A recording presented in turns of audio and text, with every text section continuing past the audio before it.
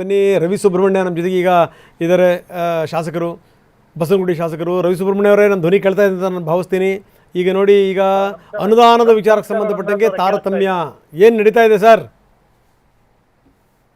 ಇವತ್ತು ತಾವು ಹೇಳಿದಾಗೆ ಎಲ್ಲೋ ಒಂದ್ ಕಡೆ ತಾರತಮ್ಯ ಆಗ್ತಾ ಇದೆ ಅಂತಕ್ಕಂಥದ್ದು ಎಲ್ರಿಗೂ ಗೊತ್ತಾಗಿರ್ತಕ್ಕಂಥ ವಿಷಯ. ಇವತ್ತು ಈಗ ಬೆಂಗಳೂರಿನ ಎಲ್ಲ ಕ್ಷೇತ್ರಗಳಲ್ಲಿ ಕಾಂಗ್ರೆಸ್ನ ಶಾಸಕರು ಇರ್ತಕ್ಕಂಥ ಕಡೆಯಲ್ಲಿ 100 ಕೋಟಿ ರೂಪಾಯಿಗಳ ಅನುದಾನವನ್ನು ಅವ್ರಿಗೆ ಕೊಡ್ತಾ ಇದ್ದಾರೆ. ಆದ್ರೆ ನಮ್ಮಗಳಿಗೆ ಬಿಜೆಪಿ ಅವರು ಮತ್ತು ಬೇರೆಯವರು ಯಾರು ಇದ್ರೆ ಅವರಿಗೆ 30 ಚಿಲ್ಲರೆ ಕೋಟಿ ಸಿಗ್ತಾ ಇದೆ. ಇವತ್ತೇನಾಗಿದೆ ಅಂದ್ರೆ ಸರ್ಕಾರ ಯೋಚನೆ ಮಾಡಬೇಕು, ಇಡೀ ಬೆಂಗಳೂರಿನ ಸಮಗ್ರ ಅಭಿವೃದ್ಧಿಯ ದೃಷ್ಟಿಯಿಂದ ಅವರು ಯಾರೇ ಪಾರ್ಟಿಯ ಶಾಸಕರಾಗಿರ್ಲಿ ಸಮಾನವಾದಂತಹ ರೀತಿಯಲ್ಲಿ ಅನುದಾನವನ್ನ ಹಂಚಿಕೆ ಮಾಡುವಂತದ್ದು ಸರ್ಕಾರದ ಕಡೆಯಿಂದ ನಡಿಬೇಕು. ಯಾವುದೇ ಸರ್ಕಾರ ಇರಲಿ, ಒಂದಿಷ್ಟು ಆ ಪಕ್ಷದ ಶಾಸಕರಿಗೆ ಕೊಡೋದು ಸ್ವಲ್ಪ ಜಾಸ್ತಿ ಕೊಡೋದಿದೆ. ಅವರಿಗೆ 100 ರೂಪಾಯಿ ಕೊಟ್ಟಾಗ ನಮ್ಗೆ 75 ರೂಪಾಯಿ ಆದ್ರೂ ಕೊಡಬೇಕಾಗಿತ್ತು.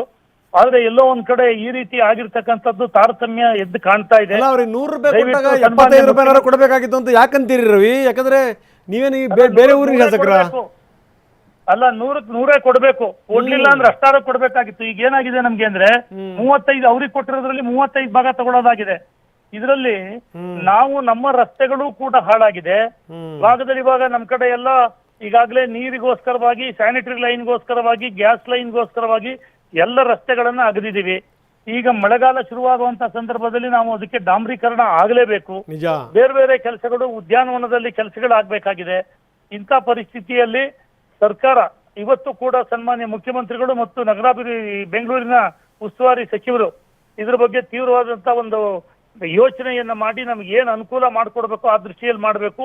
ಈ ಮಲತಾಯಿ ಧೋರಣೆ ಖಂಡಿತ ನಿಲ್ಬೇಕು ಅಂತಕ್ಕಂಥದ್ದು ನಮ್ಮೆಲ್ಲರ ಆಗ್ರಹ ಆಗಿದೆ. ಬರೀ ಇದು ಶಾಸಕರ ಆಗ್ರಹ ಅಲ್ಲ, ಜನಸಾಮಾನ್ಯರ ಆಗ್ರಹ ಕೂಡ ಆಗಿದೆ.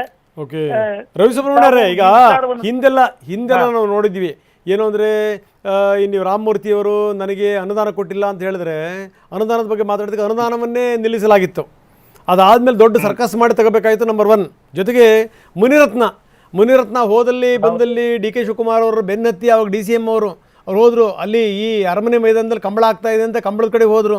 ಅಲ್ಲಿ ಕೇಳಿದ್ರು, ವೇದಿಕೆ ಮೇಲೆ ಹತ್ತಿ ಅವ್ರು ಖಾಲಿ ನಮಸ್ಕಾರ ಮಾಡಿದ್ರು, ಅನುದಾನ ಬಿಡುಗಡೆ ಮಾಡಿ ಅಂತ. ಆದ್ರೂ ಏನು ವರ್ಕೌಟ್ ಆಗಲಿಲ್ಲ. ಹಿಂಗಾಗ್ಬಿಟ್ರಂಗೆ ಸರ್? ಅಲ್ಲ, ಇದು ನಾನು ಅದನ್ನೇ ಹೇಳಿದ್ನಲ್ಲ, ಒಂದು ಜವಾಬ್ದಾರಿಯುತವಾದಂತ ಸ್ಥಾನದಲ್ಲಿ ಇರ್ತಕ್ಕಂಥವ್ರು ಮಾನ್ಯ ಮುಖ್ಯಮಂತ್ರಿಗಳು ಮತ್ತು ಬೆಂಗಳೂರಿನ ಉಸ್ತುವಾರಿ ಸಚಿವರು ಇದನ್ನ ಸಮಾನ ದೃಷ್ಟಿಯಿಂದ ಯೋಚನೆ ಮಾಡತಕ್ಕಂಥದ್ದು ಇರಬೇಕು. ಏನಾದ್ರೂ ವೈಯಕ್ತಿಕ ವಿಚಾರಗಳಿದ್ರೆ ಅದು ಪಕ್ಕದಲ್ಲಿಟ್ಟು, ಇವತ್ತು ಬೆಂಗಳೂರಿನ ಎಲ್ಲಾ ಜನಗಳಿಗೂ, ಎಲ್ಲಾ ಪಕ್ಷಕ್ಕೂ, ಕಾಂಗ್ರೆಸ್ಗೂ ವೋಟ್ ಹಾಕಿದ್ದಾರೆ, ಬಿಜೆಪಿಗೂ ವೋಟ್ ಹಾಕಿದ್ದಾರೆ.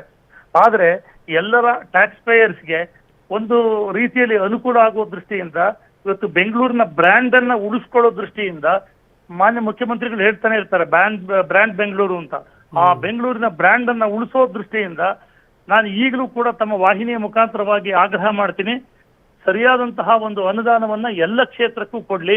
ಎಲ್ಲಾ ಭಾಗದಲ್ಲೂ ಏನೇನು ಕೆಲಸಗಳು ಬಾಕಿ ಉಳಿದಿದೆ ಅದನ್ನ ಈ ಮಳೆಗಾಲಕ್ಕೆ ಮುಂಚೆ ಆಗೋ ರೀತಿಯಲ್ಲಿ ಅನುದಾನವನ್ನ ಬಿಡುಗಡೆ ಮಾಡಿ ಅಂತ ಹೇಳಿ ನಾನು ನಮ್ಮ ವಾಹಿನಿಯ ಮುಖಾಂತರವಾಗಿ ಕೋರ್ತಾ ಇದ್ದೇನೆ. Yes sir, thank you very much Ravi Subrahmanya ಅವರೇ ನಮ್ಮ ಜೊತೆ ಮಾತಾಡಿದ್ದಕ್ಕೆ.